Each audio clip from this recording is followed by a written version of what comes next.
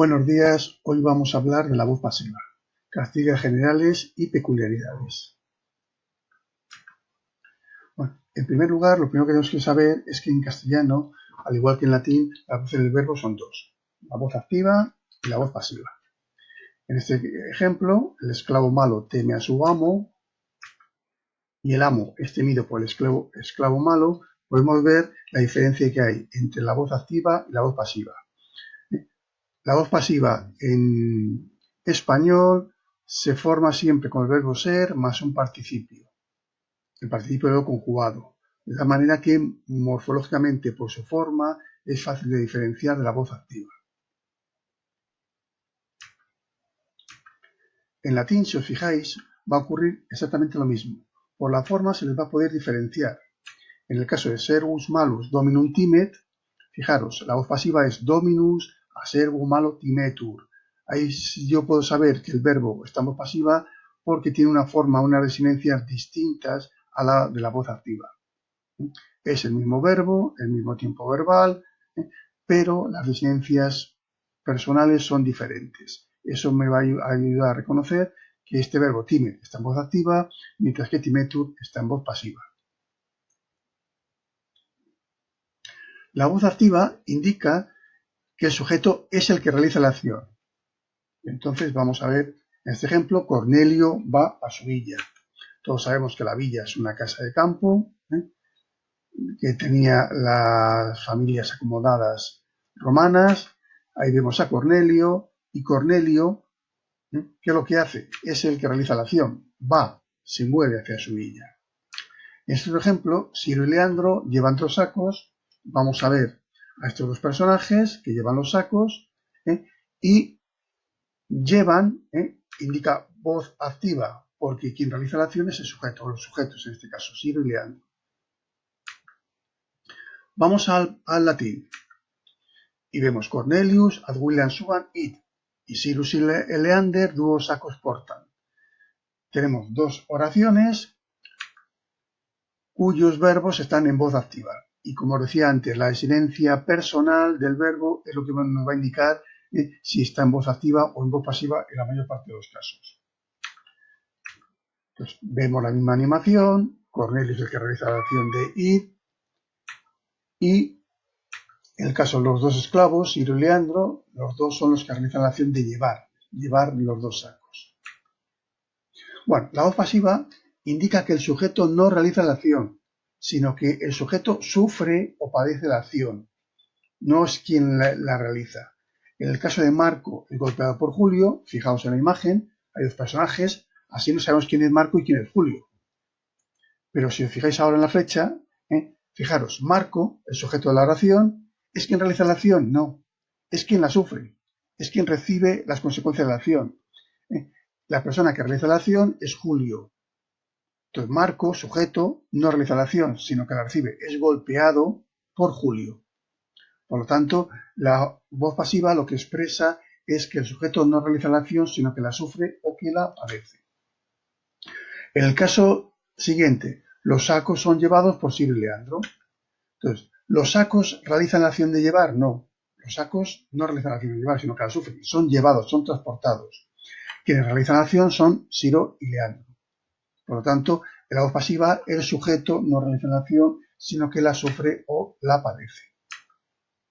En el caso de latín, fijaros, lo mismo. El sujeto de esta frase es Marcus, pero Marcus, que es el niño, no realiza la acción de golpear, sino que la recibe. Marco es golpeado, es pegado, es sacudido. ¿Por quién? Por Julio. En el caso del sujeto de esta oración, que es Saki portantur, los sacos no realizan la acción de llevar, sino que los sacos reciben, sufren la acción de ser llevados. En una oración pasiva tenemos que recordar que se pueden distinguir varios elementos. Vamos a hacer un repaso rápido de cada uno de ellos. Primero, un sujeto, al que se llama paciente, por lo que hemos dicho anteriormente, porque el sujeto no realiza la acción, sino que la sufre o la padece. En el caso de Marco, que es el sujeto de esta oración, Marco no realiza la acción de golpear, sino que la sufre, la padece, es golpeado. Ahí tenemos el verbo en voz pasiva. En latín lo mismo. Esta misma frase, en latín, Marcus es el sujeto, pero es el sujeto paciente. No realiza la acción de golpear, sino que la sufre.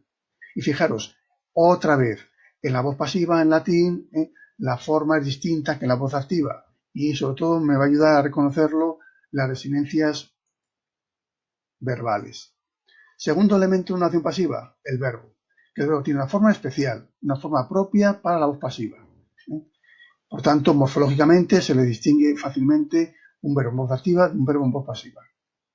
En español, normalmente la voz pasiva se forma con el verbo ser y el participio del verbo que se conjuga. Aquí el verbo es golpeado y el verbo ser nos indica el tiempo verbal. Aquí sería presente, presente de voz pasiva, indicativo de voz pasiva. Sujeto Marco, complemento agente por Julio. Marco es golpeado por Julio. En castellano, como decía, el verbo en voz pasiva suele estar formado por el verbo ser o estar, seguido del participio del verbo que se conjuga. Aquí lo veis bien claro. Verbo ser y participio del verbo conjugado, golpear. En latín, el verbo en voz pasiva tiene una forma especial, que se caracteriza por la desinencia personal que lleva, una desinencia distinta a la voz activa, como estoy insistiendo. Y el complemento agente es el elemento de la oración pasiva que nos indica quién realiza la acción. Aquí, como veis, quien realiza la acción es Julio. Marco, sujeto, paciente, verbo en voz pasiva es golpeado. ¿Quién realiza la acción? El complemento agente, por Julio. En español, el complemento agente normalmente va introducido por la preposición por. Marcus ab Julio verberatur. Aquí tenemos el sujeto paciente, el verbo en voz pasiva y el complemento agente que es ab Julio, que ahora vamos a ver qué características tiene el complemento agente. El complemento agente en latín se expresa siempre en ablativo, siempre. Ahora bien, el ablativo puede ir precedido de la preposición a o ab si el complemento agente es una persona o una cosa a la que se dota de personificación. Pero si no es una persona o no es una cosa personificada, entonces el complemento agente va en ablativo, pero sin preposición. Entonces, Marcus ab Julio verberatur. Marco es golpeado, verberatur, por Julio. Como Julio, nombre de persona, es una persona, pues lleva adelante la preposición a o ab. A cuando la palabra que va detrás comienza por consonante y ab cuando la palabra que va detrás comienza por vocal. En castellano, la voz pasiva también os recuerdo que se puede formar mediante el pronombre reflexivo se y luego las formas del verbo en voz activa. A eso en castellano lo llamamos la pasiva refleja. Les voy a poner algún ejemplo. Se descubrió el engaño. Aquí estamos ante una oración pasiva, la llamada pasiva refleja, con el pronombre reflexivo se y luego el verbo en voz activa. Se descubrió el engaño. Yo podría haber dicho, el engaño fue descubierto. También lo puedo decir así. Se aprobaron los presupuestos. Los presupuestos fueron aprobados. También lo podría decir así. Se suspendieron las estaciones musicales o las estaciones musicales fueron suspendidas. Entonces, con el pronombre reflexivo se y el verbo en voz activa, se forma lo que en español llamamos la pasiva refleja, otra forma de expresar la voz pasiva que tenemos en español, en castellano. En latín, los verbos en voz pasiva tienen desinencias y formas distintas que en la voz activa. Por tanto, vamos a fijarnos ahora cómo podemos reconocer un verbo en voz pasiva y diferenciarlo de un verbo en voz activa. Aquí tenéis una tabla donde tenéis una serie de verbos en voz activa. Porto, portabas, portavi, portamus, portabatis, portabum. Si os das cuenta, son distintas formas verbales del mismo verbo. Verbo porto, llevar. Bueno, pues ¿cómo puedo reconocer que estos verbos están en voz activa frente a la voz pasiva? Muy fácil, fijaros. Este mismo verbo en voz pasiva tiene esta forma, portor. Esta otra forma verbal en voz pasiva tiene la forma portavaris. Portavit, portavitur. Portamus, portamur. Portabatis, portabatis, portabamini. Portabum, portabuntur. Si os dais cuenta, la clave está en la terminación. Donde aquí había una O, aquí veo OR. Por la marca, esta desinencia OR me indica que está en voz pasiva. Ahí tengo portabas, una S. Esa S es sustituida por RIS. La desinencia RIS me indica que estoy en una forma verbal en pasiva. Portavit, donde había una T, en la voz pasiva tenemos tur, portavitur, marca de voz pasiva.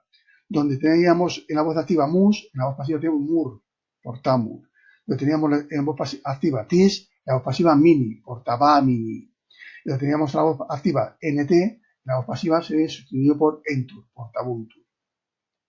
Por tanto, la voz pasiva es fácil distinguir la voz activa por las disonancias personales que llevan, que son distintas de la voz activa. Bueno, los tiempos formados con el tema de presente, os recuerdo que utilizan las siguientes desinencias en voz pasiva. Para la primera persona singular, or o r. La segunda persona singular, ris o re. Esta forma re es poco frecuente, poco usual, por tanto yo os recomiendo que os fijéis sobre todo en la forma ris. Tercera persona singular, desinencia tur. Primera persona plural, desinencia mur. Segunda persona plural, desinencia mini. Y tercera persona plural, desinencia entur. Estas son las desinencias verbales que me indican voz pasiva. Una advertencia. ¿Cuándo se utiliza or o cuándo se utiliza r? Or se utiliza cuando en la voz activa aparece la desinencia o, y r se utiliza cuando en la voz activa aparece la desinencia m, en primera persona singular. ¿Qué tiempos son los que se forman con el tema de presente? Vamos a recordarlos. Ya los conocéis, pero vamos a recordarlos. Pues con el tema de presente se forma el presente de indicativo, de subjuntivo y de imperativo, el pretérito imperfecto de indicativo y subjuntivo, y el futuro imperfecto indicativo. Bueno, pues con todos estos tiempos verbales, en todos estos modos, en voz pasiva vamos a encontrarnos las desinencias que hemos visto anteriormente. Or, or, ris, tur, mur, mini y entur. Por eso, si sabes conjugar los verbos en voz activa, formarlos en voz pasiva es muy fácil. Lo único que hay que hacer es sustituir las desinencias personales de voz activa por las correspondientes de voz pasiva. Y aquí veis un ejemplo. Laudo, laudar, laudar, laudamus, laudatis, laudam. Presente indicativo, evo, laudo, alabar. ¿Lo sé formar en voz activa? Pues para pasar a la voz pasiva es tan sencillo como cambiar o por or, s por ris, t por tur, mus por mur, tis por mini y nt por entur. Y todo lo demás lo dejo igual. Entonces la forma pasiva del presente indicativo de este verbo es laudor, laudaris, laudatur, laudamus, laudami, laudant. Por tanto, fijaros, solamente que he hecho nada más cambiar la desinencia de voz activa por la desinencia de voz pasiva. Nada más. Todo lo demás lo he dejado tal cual. No he tocado nada. Si la desinencia de primera persona singular en voz activa acaba en m, como decía antes, se sustituye por r. Y si acaba en o, se sustituye por or. Vamos a ver ejemplos. Laudo. Si la voz activa, la primera persona singular, acaba en o, pues en voz pasiva se sustituye por or. Si en la voz activa, la primera persona singular, la desinencia acaba en m, se sustituye por r. Laudaban, laudabar. En el caso de laudabo, como acaba en o, la primera persona singular, pues la o se sustituye por or en voz pasiva, laudabor. Entonces tengo una m, lauden, la sustituyo por una r, la voz pasiva, lauder. Entonces tengo aquí otra vez la m, laudaren, la sustituyo por una r en la voz pasiva. Por tanto, en la primera persona singular, donde había una o en voz activa, en voz pasiva ponemos or. Y donde había una m en la voz activa, la voz pasiva ponemos r. En la segunda persona singular hay también una pequeña particularidad. Y es que en los tiempos en que a la desinencia le precede una vocal de unión, la vocal de unión es una i, recordad, pues esa vocal de unión en la voz pasiva se transforma en una e. Donde aquí tenemos laudavis, hemos cambiado s por ris, pero esta vocal de unión de la segunda persona singular en la voz pasiva se transforma en una e. Entonces, en vez de laudabiris tenemos laudaberis. En legis, esta i, vocal de unión entre el tema del presente y la desinencia de voz activa, se va a transformar en la voz pasiva. S la hemos cambiado por ris y esta vocal la hemos transformado por e. Pero esto solamente ocurre en la segunda persona del singular y solamente con la vocal de unión. La vocal de unión, nada más. En los tiempos que se forman con el tema de perfecto, la voz pasiva se forma de un modo distinto. ¿Por qué? Porque se utilizan dos palabras. Una es el participo perfecto que se conjuga en nominativo y la otra palabra es el tiempo correspondiente del verbo sum, que vamos a ver a continuación. Por ejemplo, amatus sum. Este es una forma verbal en voz pasiva que se forma con dos palabras. El participo perfecto del verbo que se conjuga, luego amo, amas, amare, amatus, y una forma del verbo sum. Amatasum, aquí lo tenemos en forma femenina. Amatum sum, aquí en forma neutra. Pero si os das cuenta, esto es un verbo, las dos palabras forman un solo verbo, una sola forma verbal, y esta forma verbal está formada por dos elementos, el participo perfecto, lo que se conjuga, y una forma del verbo sum. ¿Qué tiempo se forma con el tema de perfecto? Pues vamos a recordarlo. El presente perfecto indicativo y el subjuntivo, el presente perfecto indicativo y subjuntivo y el futuro perfecto de indicativo. Estos tiempos verbales en voz pasiva se van a formar siempre con dos palabras, como hemos visto anteriormente. Un participio perfecto y el presente o pretérito imperfecto del verbo sum, bien en indicativo o bien en subjuntivo.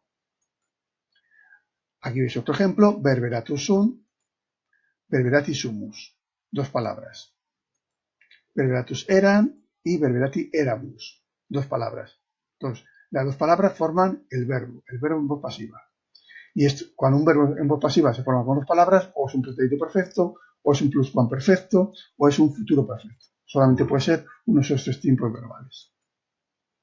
El participio perfecto hay que tener en cuenta que se forma, que forma los tiempos compuestos. La voz pasiva va a concordar siempre con el sujeto en género y número. Es decir, que el participio perfecto de la voz pasiva tiene que ir en nominativo siempre.